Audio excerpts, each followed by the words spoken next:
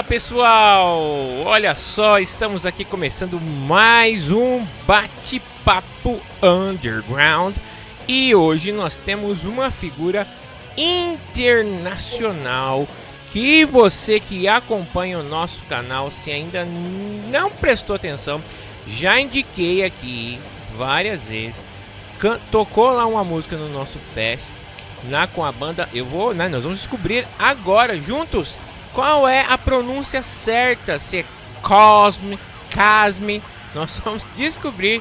Eu estou aqui com o Lord Enochiam, diretamente dos Estados Unidos. Ele vai conversar conosco aqui e vai explicar aqui um pouquinho sobre os seus trabalhos. Lord Enochiam, first of all, thank you for accepting our invitation for this interview. Thank you, and you're welcome. I really appreciate being able to get the message out there, you know, that there's a light in the dark, no matter how dark your life gets, you know, to keep your head up and keep moving forward. And, laughter is good and music is good, definitely. Thank you. It's a pleasure for me, for all the people watching you. To start off, could you introduce yourself to the audience who watching you? All right, my name is Lord Enochiam, and I'm in three different bands. Two bands are my band specifically, and one band I am in a band with the drummer from Casm. So I'm in Saint Destroyer, which is like my main project, one of the bigger projects that I do. It's more like, let's just say, like in the early stages of Saint Destroyer, it was more symphonic and more like atmospheric. Nowadays, it's more like blackened, pushing black metal or like unblack metal. And then I'm working on some stuff for a new album that's coming out soon, and then I'm working on the next EP right after it. And it's going to be more atmospheric and more symphonic, like my older stuff. I'm also in a band called Casm, which is like melancholic black metal. It's kind of derived from DSBM or depressive suicidal black metal, but I don't really believe in being depressed all the time, or I don't really believe in suicide, so I kind of go for the melancholy type of staple and stamp on it. And I'm with Lena Mortimus from Nihilistium, and that's a DSBM band, which is going to be putting out their last album soon. And she's in Bloodfelt, which I'm in Bloodfelt too, and it's more like folky type of Christian black metal in the vein of like Windir or like Ildjarn or Ild, or stuff like that. So yeah, so I'm in three different bands. I'm in Saint Destroyer, Casm, and Bloodfelt.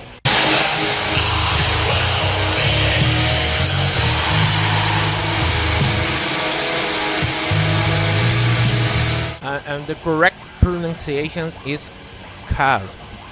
Yeah, Casm, Casm, Casm. It means like a dark cavern or bottomless pit, and in certain translations of the Bible, the abyss is known as a chasm. So when God describes the abyss, he describes it as like a cavernous type of like dark place. So when I was thinking of names for the type of metal I wanted to put out before Lena got in the band, Casm came up to mind definitely first and foremost, because that's one of my favorite. Ever since I was a child, before I even had guitar equipment to record music, I've been thinking about band names, and Casm was one of them. So very good. Very good name. Yeah, thank you. I like your shirt. Oh. I like your shirt. Modification's good stuff. Right. Yeah. When did you start your journey or career in music? When did you start to play a guitar, compose music? I started playing guitar when I was about like between 7 and 12 years old. I wasn't very good. I just kind of did, I kind of would run home after school. It was more like a video game kind of thing, where like I'd run home after school and I just want to plug in the guitar and play it all day till I have to go to bed. I didn't really start composing music until about 12 and a half, 13. I wasn't very good at that either. I played in some hard rock bands, just hanging out with church friends, starting bands and stuff, hanging out with different friends. I've been in a few punk bands, both hardcore, very extreme hardcore punk bands and classic style punk bands. I've been in a few emo bands, and I've been in a few like just regular kind of like rock bands. Around 2015 is really when I had like the equipment and the money to like invest in recording music. So I decided to like sit down and kind of think like, okay, now that I'm about to get this equipment, what kind of music do I want to write? And definitely black metal or Christian black metal came to mind. Definitely white metal definitely came to my mind as something that I can do without a lot of band members and a lot of solitude and just honing the craft and working on it. Yeah. So probably about 2015 is when I actually had all the resources together to write music. But I started playing guitar really seriously when I was about 12, 13.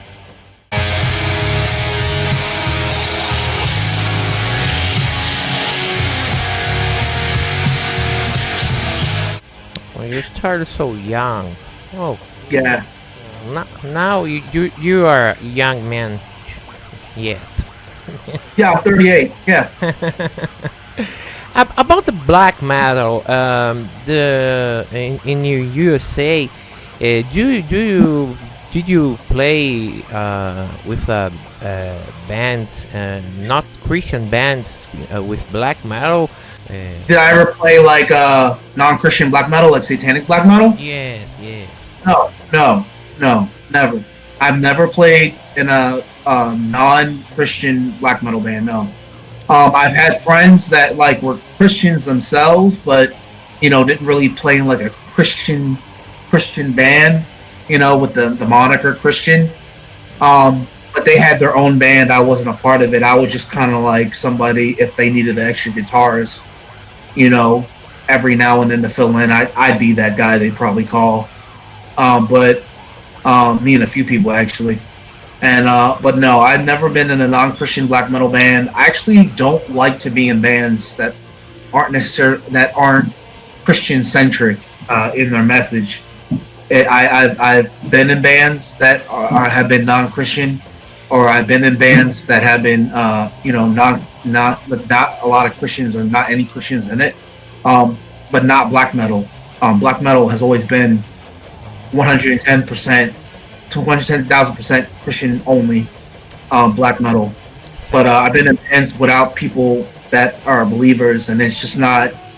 I don't like it. I just don't like it. It's just bad business.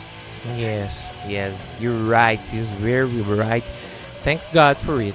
Thanks God. Yep. Can you tell about your solo project, the Casm? How did you start and how does it work? The Casm and you and another person. Yes. It was solo. So it was Satan Destroyer, where I did like everything. I would program the drums and tune track for Superior Drummer, and then I would write all the guitars, do all the vocals, and do all the mixing and do all the mastering. But now I have other people involved. I work generally with 3 people so far. I work with Thomas, which is a close friend of mine. He's the bassist, pretty much. And if I ever need bass tracks on any type of music, I'd call him, and he'd pretty much put it on there. He's the bassist for Satan Destroyer. He was the bassist for Casm's first release, but I teamed up with Lena Mortimus from Nihilistium and Bloodfelt and Baptism. And she does the bass guitar and does the drums now for Casm. So it's a duo nowadays Casm. And then for Saint Destroyer, I have Pathos or Logan Thompson from Symphony of Heaven and El Gabor. He does drums for the new Saint Destroyer stuff that's coming out soon. But for Casm, it's just me and Lena, pretty much.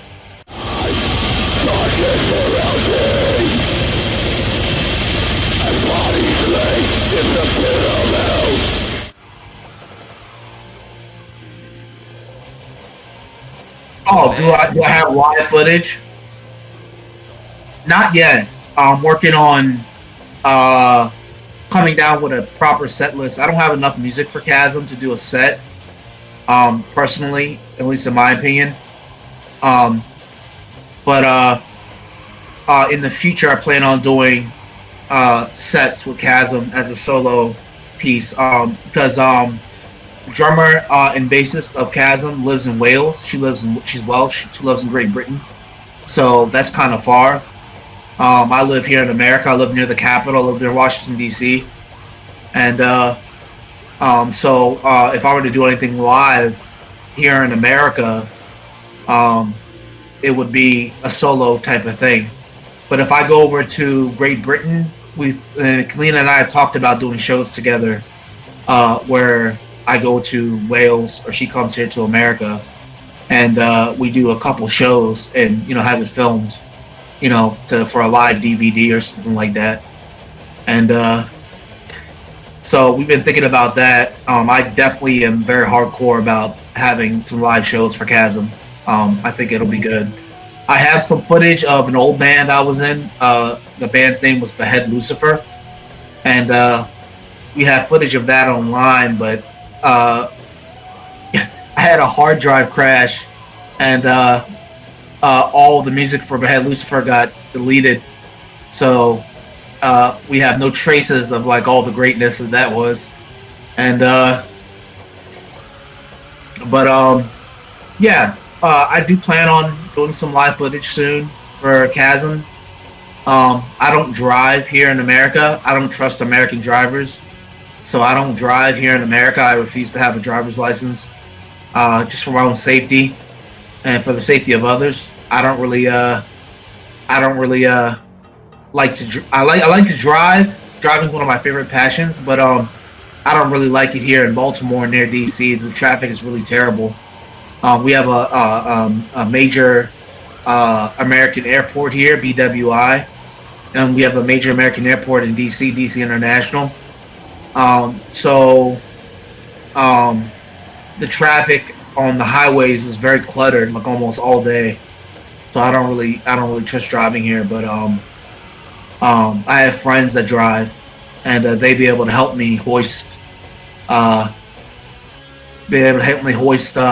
guitar equipment and the computer and all that, so I can do a show. But yeah, I plan on doing some shows in the future, most definitely. About 2025, are you planning to release any new material this year? Yes, absolutely. Casm is working on a 4-album EP.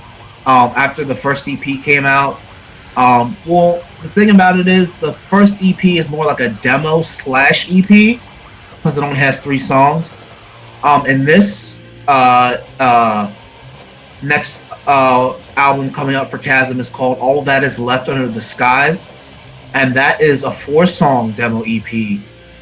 So we're starting this band out. I have a 3-record contract with Vision of God Records, and we're starting this out with 2 EPs, and then we're going to end it off with a full length, and then there's going to be probably an extension of my contract or whatever.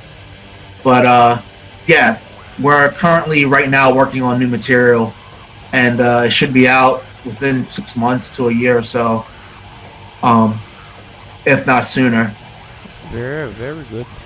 In your opinion, is the CD, physical CD, it's still a reality in the United States? Because here in Brazil, the people don't consume the physical CD like in the 19s, on the 18s. just the digital music and Spotify and iTunes. In USA is the same thing, or the physical CD is a reality to sell, to buy for the Right. purpose. Yeah, the physical CD has become, at least physical media here in America, is more of a reality than it has been in the past maybe like 15, 20 years. Uh, People love buying vinyl and people love buying CDs these days, including myself. I have a small CD collection of different bands that I think are important. Um, and I plan on starting to collect the vinyl here pretty soon. Getting to the vinyl, not trading, but vinyl collecting business. It's a very big reality here in America, but most of my fans actually don't come from America. They come from Brazil.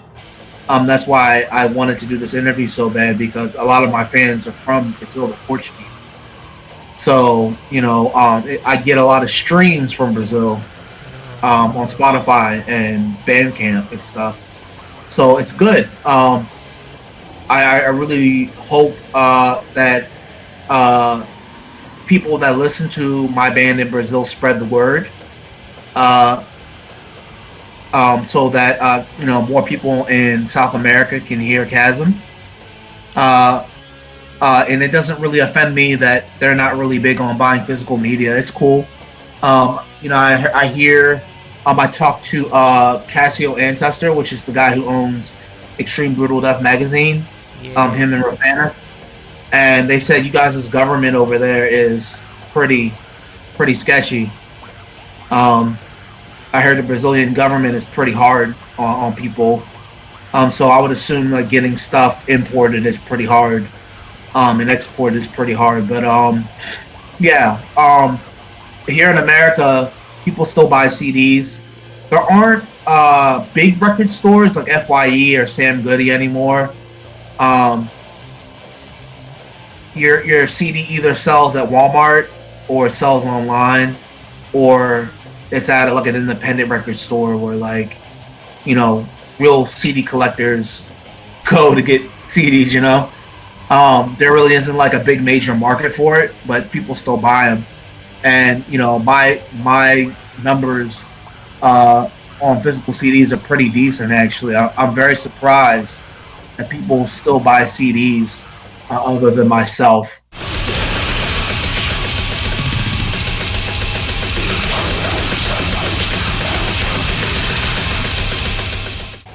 Well, I am a CD collector, and I want more Casm CD. I have I have in my hand the you said about the extreme brutal death. That's the Casm here, a song. CD. How about this interview for this magazine, Extreme Brutal Death? Did you like it to speak with Cassio? I know Cassio. Cassio's been good to me. Cassio's a real good friend of mine. I consider him a friend overseas, or not overseas, but down south. Actually, you guys aren't too far from me. I'm from South of America, so I'm from Florida, which is the most southern state. It's by Texas and Mexico, and it is right above Cuba. And I live literally like a 2 to 3 hour flight from North Brazil. But yeah, Cassio is a good friend of mine. Every time that he puts out a magazine, I usually get to be in it, so I'm very glad and grateful for that. I hope you enjoyed Casm's interview in the magazine, and I hope you enjoyed the When Is the End of Summer song on the compilation. There'll be more coming soon, most definitely. For those who want to know more about your work, what are your social media hands? Instagram, Facebook.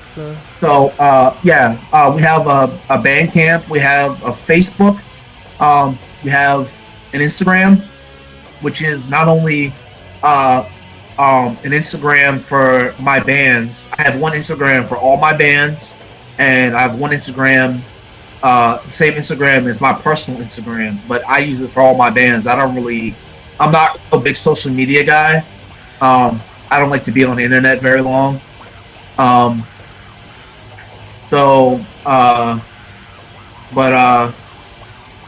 a Facebook, a Bandcamp. We also have some there's free website hosts out there like GoDaddy and Wix and stuff like that. We have a website, a makeshift kind of independent website, Casm, CASM .godaddysites.com. But I'll give the links after the interview, and they can click on the links rather than try to translate my English. And finally, would you like to leave any messages, thanks, or final thoughts? Yeah, I thank you. I really appreciate you interviewing me, and I really like your channel. I think it's a good channel. I think it deserves more views. I think your channel deserves way more views. Here in America, a lot of bands stop being Christian bands for some reason. I find that very disappointing. As somebody who grew up as a young man who listens to these bands, and they don't want to be seen apart from all the other bands or what everybody else does in life. Saying that, I'm a very liberal person. I'm not a very conservative person. I don't like to throw the Bible at people. And I don't like the Bible thrown at me as well. I think it's okay. I will tell kids out there, it's okay to be liberal. Don't be afraid to be liberal. I believe that Jesus Christ, the Son of Man, Son of God, was a very easygoing person. I think that, or I believe that, also that him being an easygoing person, when it was time for him to be serious, he was very serious. And I would tell kids to just take that type of sentiment, that you can be who you are within the guides and confines of God's mercy, grace, affliction, tribulation, redemption, resurrection, whatever it may be. You can be yourself totally. There is the saying that nobody can judge me but God, or only God can judge me, and that's very true. Don't let people take you out of context when they don't really know or care about how you have been brought up or how you are, or those are people who don't know your future, don't know what God has for you, don't know why you're in the situation you're in, or what God's doing with you in that situation, or in the future, any future situations, or even out of any type of situation. Don't let people tell you that you're wrong, and don't let people tell you that you can't do that and be who you are, or say that you're a born again Christian, because nobody controls the variables of people's lives except the battle and argument between God and the devil, Satan, Lucifer.